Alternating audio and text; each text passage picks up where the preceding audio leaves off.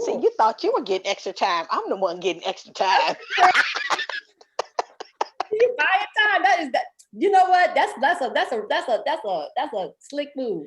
I Was am that not a boss mad. move? Yes, it is. Yes, Cause I for am. 2 seconds, 2 seconds, you thought that was about you. Nope, that was about me.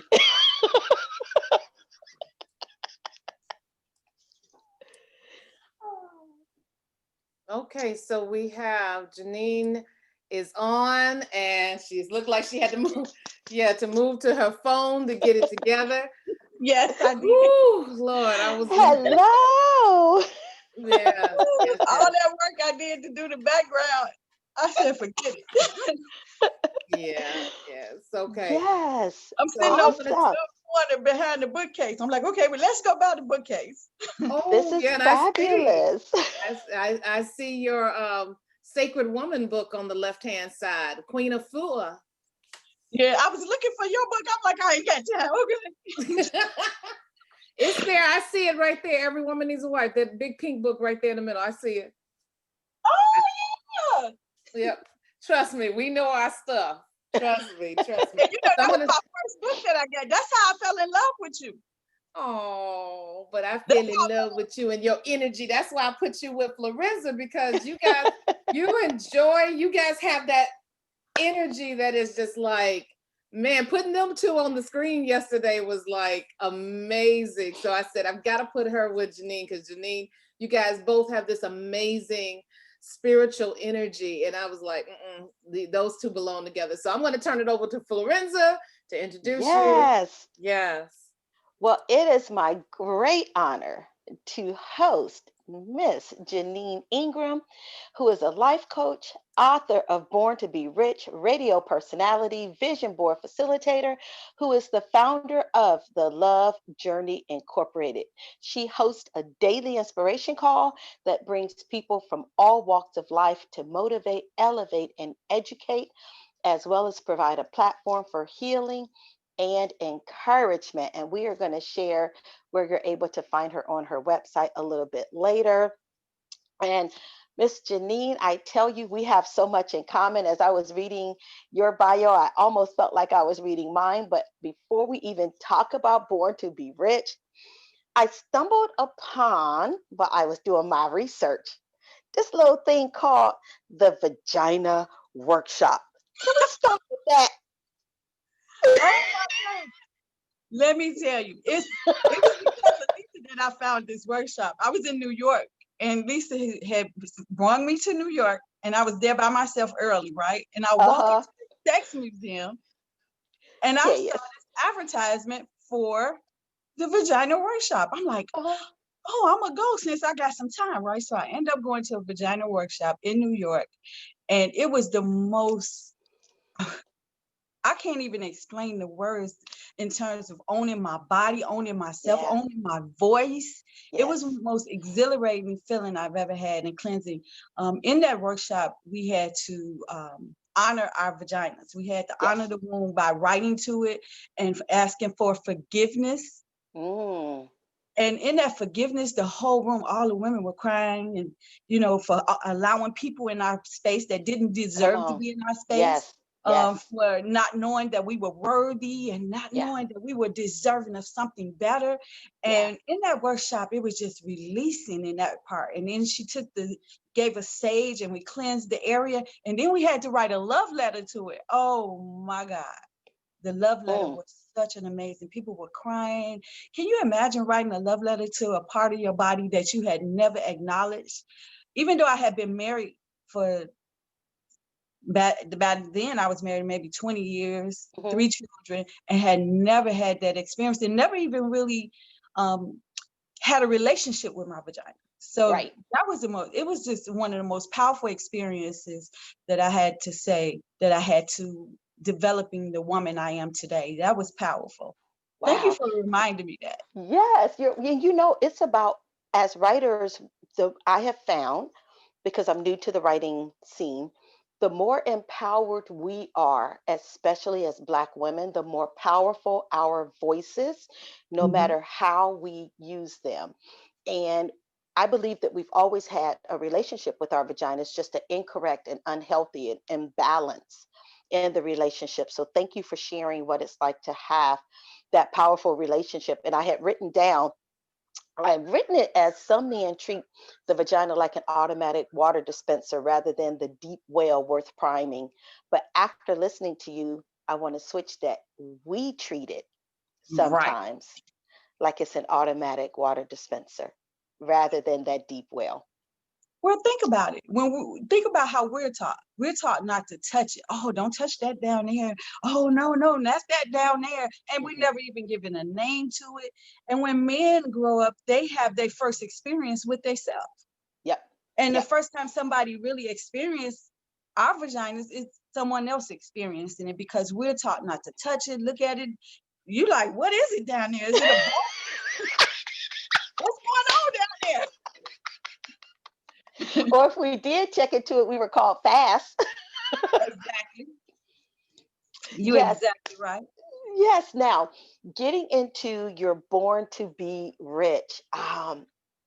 That I'm gonna be honest, that title caught me, because I was like, so how is she defining rich? Is she defining rich the same as wealth? Is it basically materialistic? Is it a mindset? Please talk to me about your book, Born to Be Rich. Wow. I've grown a lot since Born to Be Rich, but I still have the same thought process. Born to Be Rich is recognizing the treasures and the beauty that's already inside of us. You Hmm. know, so many times we go through life not feeling good enough, not feeling deserving, not feeling worthy, not feeling like we got everything together because perfection is something that we always looking for, and we're already perfect. And everything we need, want, and desire is already inside of us. And Born to Be Rich was is about uncovering those wealthy tools that's already inside of us. Money. If you desire more money, then it's not a money problem that we have, it's a mind problem we have. And we just Yes. got to go inside Yes. and find those ideas and things that will bring us what it is that we want more of. But Yes. life really is an inside game, and we always searching outside for the very thing Mm. that's already inside of us, love. And so Born to Be Rich teaches us about the inside part of us that's already there, that's already waiting for us to acknowledge who we are. One of my favorite quotes is by George Washington Carver. They asked him, how did he find so many treasures in the plants? And he said, when you love something enough, it will reveal its secret to you. And I said, wow, Wow. if I could love the essence, the soul essence of Janine enough, could I reveal my own secrets to life? And man, my journey Mm. to love, so my biggest wealth affirmation is about love. It's about loving ourselves to the point that we will reveal our purpose, our gifts, our secrets, because that's what life is all about, unwrapping the treasures that we are. That's what this Mm. love journey is all about, unwrapping the gift that you are to the planet. You are God's greatest gift to this planet. And when I Yes. recognized that, that's when my life changed. When you're talking to people and you're sharing that and the expression of that, what do you find are, at least let's just stop with like the top two excuses, if you will, that we give ourselves? Well, you know what it is? It's wrapped up in so many different procrastination is a big excuse for oh, I'm not good enough, I don't have enough education, I don't have enough, or whatever it is. And so it's always bottled with the root, not enough. It don't matter what it is, not enough money. Oh, I can't do that because I don't have the money. Oh, I can't do that because I don't have the talent, the gifts, or whatever. And you know, it's interesting how your journey takes you on, always reminding you that you're absolutely Yes. good enough just the way you are. And Yeah. I love this saying that comes from the Bible, that God don't qualify, God don't call the call, he calls the qualified. He Yeah. qualifies the call. He don't qualify. He don't, okay, let me get my breath. He doesn't call the qualified, he He qualifies qualifies the the call. called. Yes. But you know, when we recognize that, is in our surrender. It's in the Yes. surrendering. It's Yes. when we sick and tired of being sick and tired that you really realize, and when you truly surrender to the presence, that's when you understand that you already got everything you need, want, and desire to be exactly what you've been called to earth to be. We were born to win. We were born to be rich. We were born to be all that we came to the planet to be. But it's this veil that we get when we go through life, the journey of life, Mm. the veil that says, oh, I'm not good enough, that platinum song, I'm not worthy, I'm not deserving. But when you realize that you are deserving just the way you are, it was in Korea. My life took me on, I was called to speak at the World Peace Summit. Mm. And I'm standing there and there's millions of people and I'm getting ready to speak. And it's 99% men who are on this panel. And I'm like one of the few women on the panel. And I'm like, it's interesting. I'm at a peace summit that's been around for years and years and years. And until we have a woman's voice here, how are we really going to have peace? Come on. Until we have the balance of women. And then I start to realize, I start to feel insecure. And then Spirit said, but I called you for this. Yes.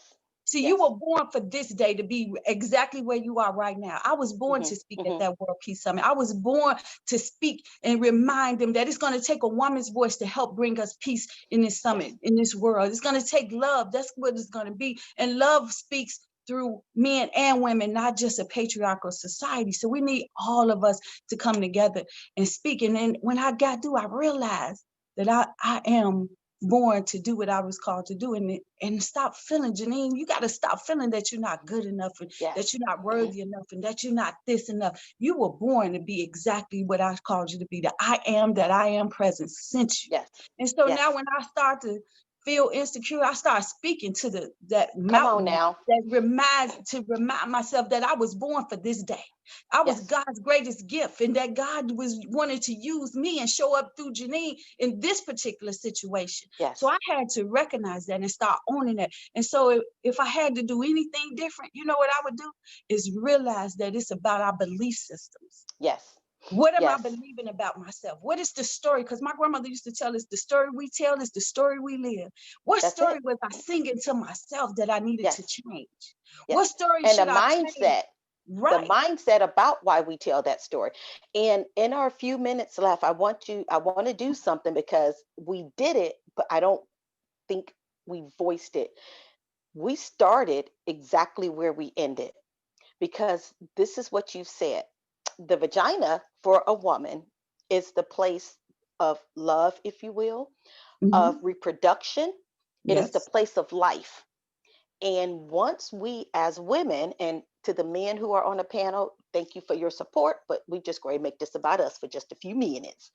When we embrace the power of our femininity, our essence, who we produce life accordingly. We're going to produce life based on who we are. If we're angry, if we're hostile, if we are in discontent and unbelief, we're going to reproduce that. Essentially, we reproduce who we are, not what we want. And I think it's so powerful that when you were talking about how you felt when you discovered the power of the vagina, Mm-hmm. and you're on that stage and you discovered the power of your purpose, And my that they voice. were one in your voice, girl. Come on. From the vagina to the voice. That's a book. But let me tell you, it's interesting that you make that analogy. But I wish I knew we were gonna be here. I would show you a picture of the voice box and the vagina are very similar in look. Similar. Yes. And so and it's interesting because it's the voice that speak life and it's the Yes. vagina that gives life. So oh my Come on. God, Come we on. birth in life in the voice and we birth Yes. life in our vagina. So it's all about birthing. Yes. Yes, Yes. girl, And you on that's my why it's street so right now. important. Look, and that's why it's so important to have that comprehension. Because I asked you in the beginning, do you define being rich and wealthy as a mindset or an object?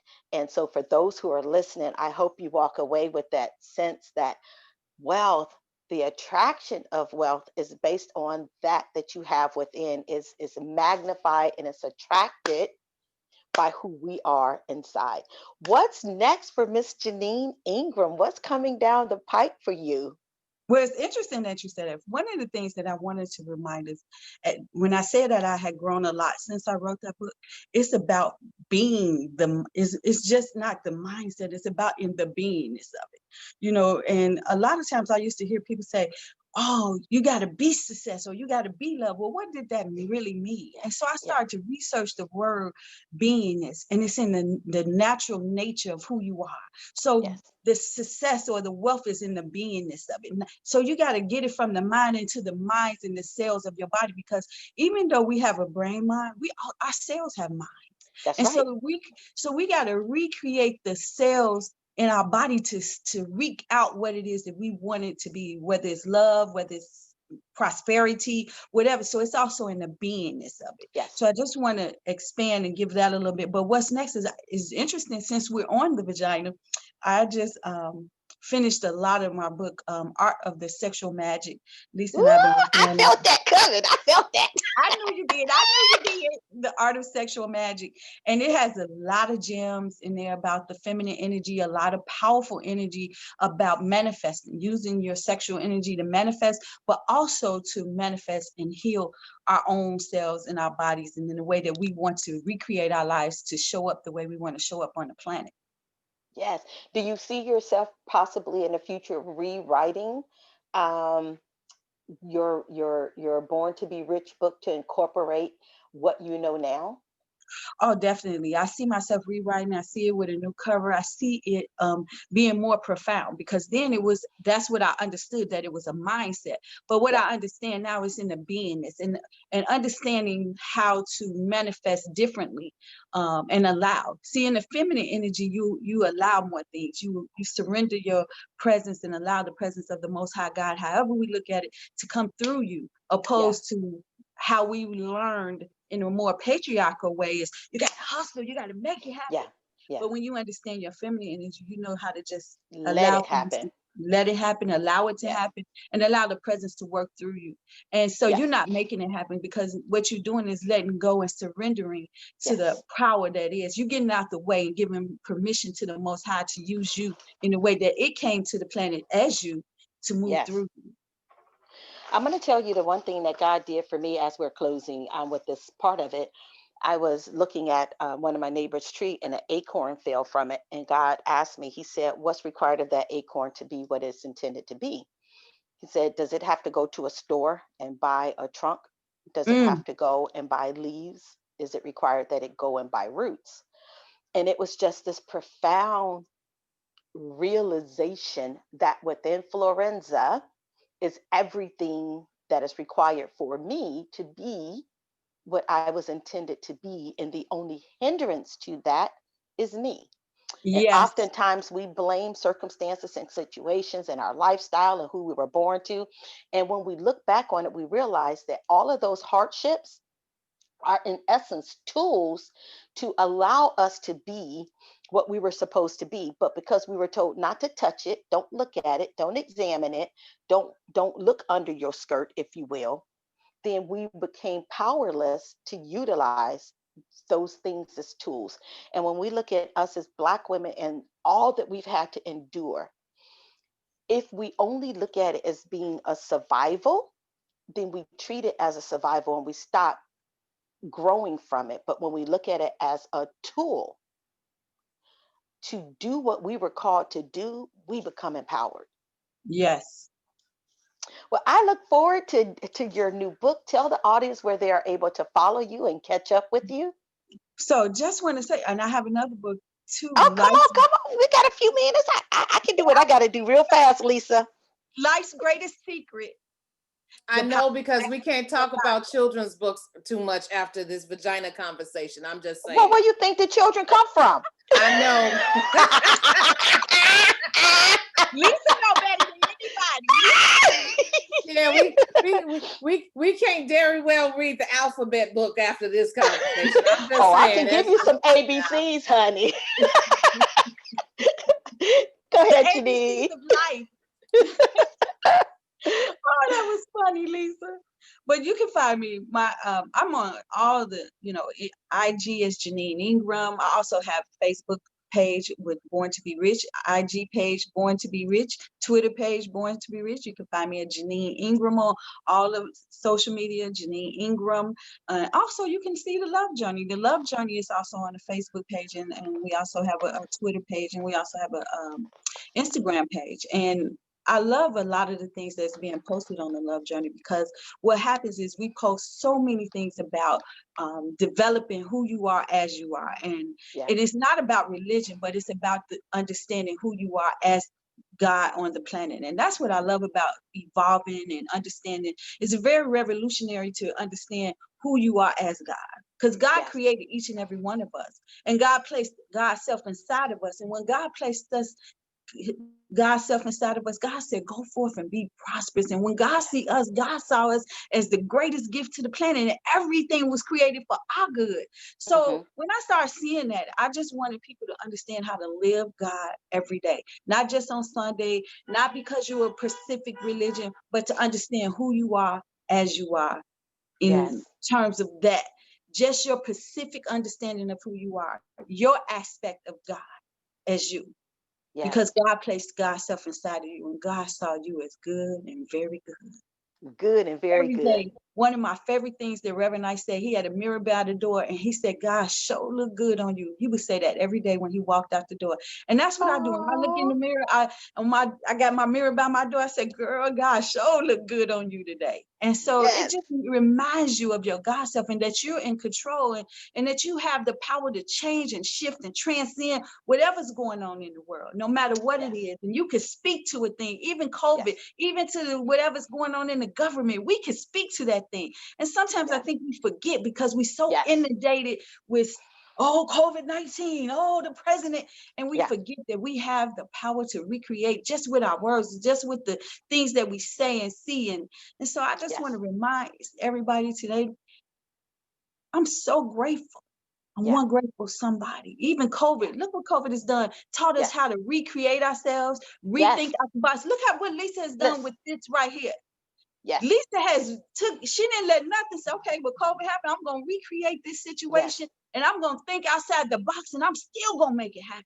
And look how Go. beautiful and amazing this weekend has been. So Lisa, shout Yes. out to you for taking time to recreate yourself, recreate the Cavalcade of Authors, and call us all together and think outside the box and say, I'm going to make this thing happen. And you did a phenomenal job. Yes. Some of the speakers and poems, and oh, it was just beautiful, Lisa. I just want to say thank you. Thank you for thinking You outside know, the box. we came into 2020. I know myself, it was, and I came upon a post that I did saying 2020 was a year of clarity, it was a year of Yes, focus, it was a year of yes, intentionality. And I have yet to say that 2020 has been a negative experience. Everything amazing about me has taken place in 2020.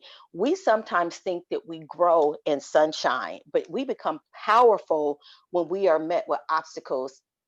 And what people are manifesting are their words. They are mm, choosing to use words for negativity.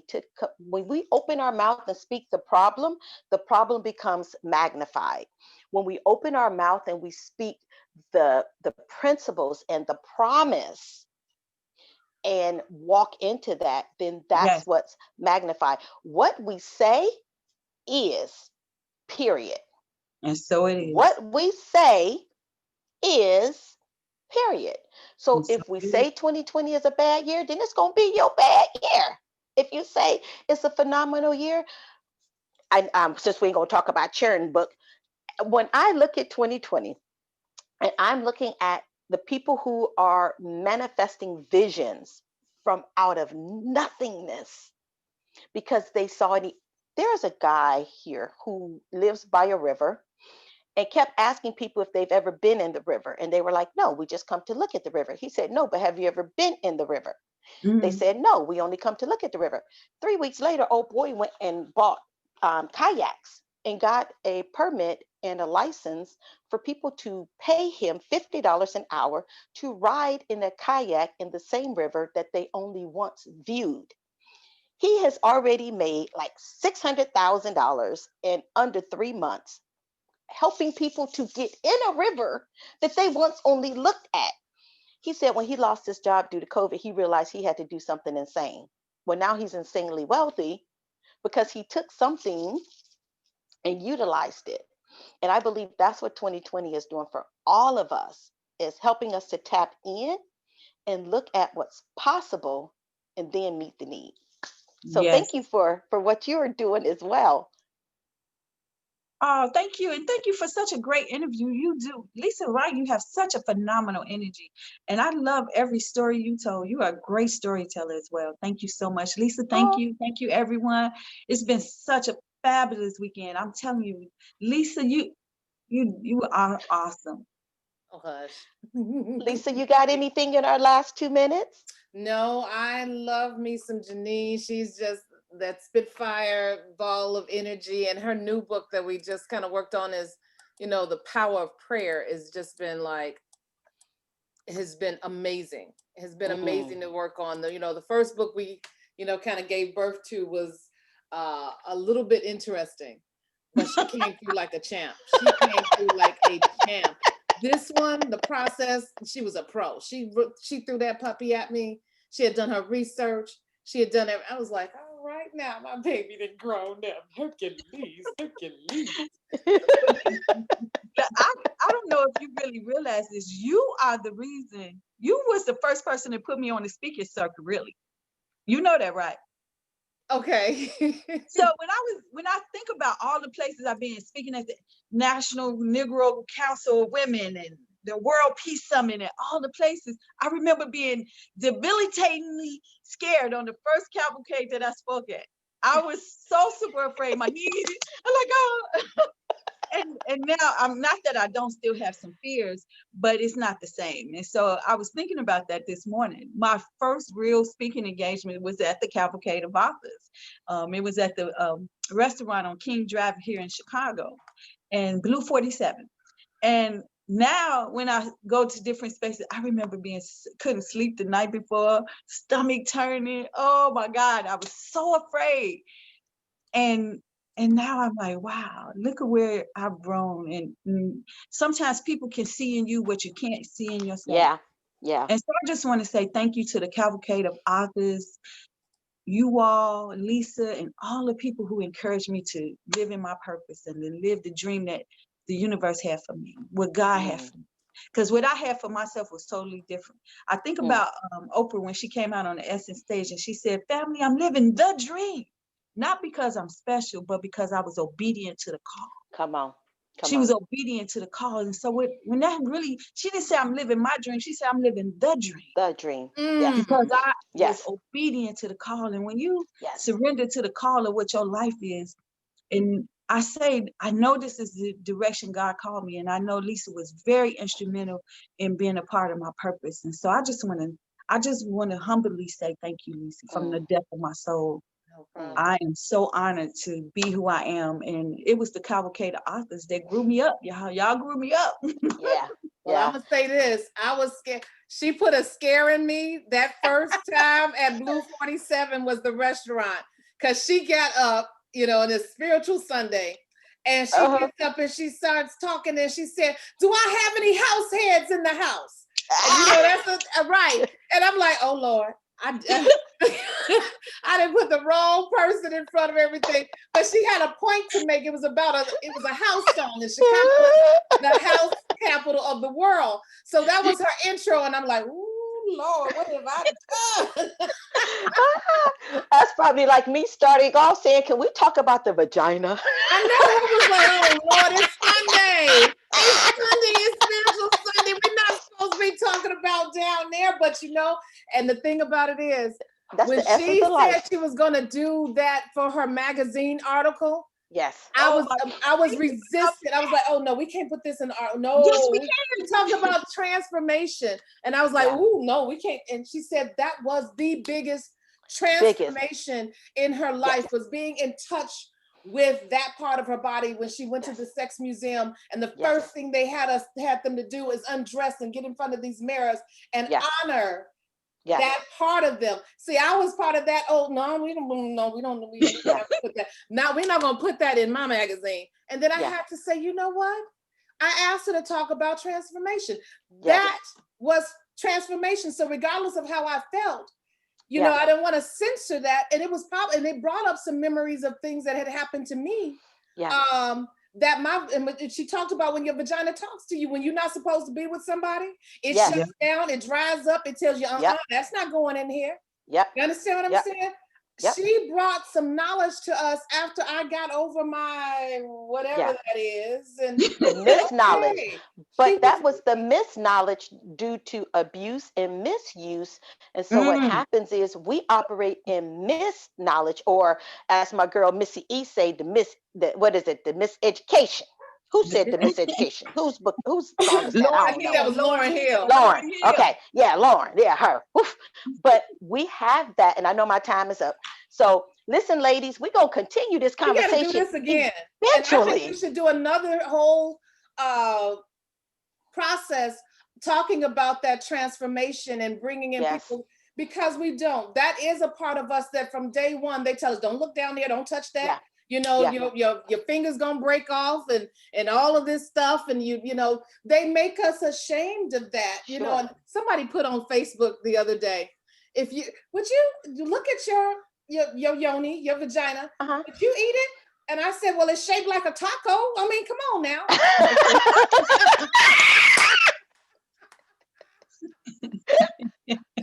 And everybody loves tacos. Everybody loves Now, Lisa, you know that's going in my book, right? You know I I'm know, about to right? just pin I that know, right right? on in So there. somebody said Taco Tuesday. Taco Tuesday. Oh my God! Somebody said it tastes like chicken. The panelists are going wild.